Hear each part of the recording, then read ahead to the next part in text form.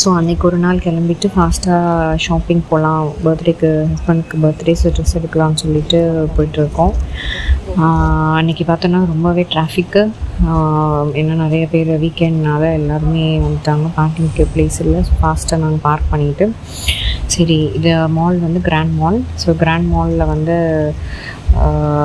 சல்லா grand mall mostly இங்கே எல்லாமே கிடைக்கும். சரி, இங்கே வரலாம்னு சொல்லிட்டு உள்ள என்டர் ஆகிட்டுருக்கோம். வரும்போதே லைக் ரொம்பவே டயர்டாகிடுச்சு.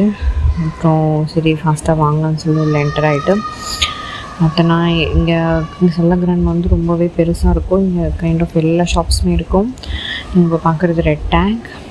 அதுக்கப்புறம் இந்த ரைட் சைடில் பார்த்தோன்னா சென்டர் பாயிண்ட் இருக்கும் அங்கே.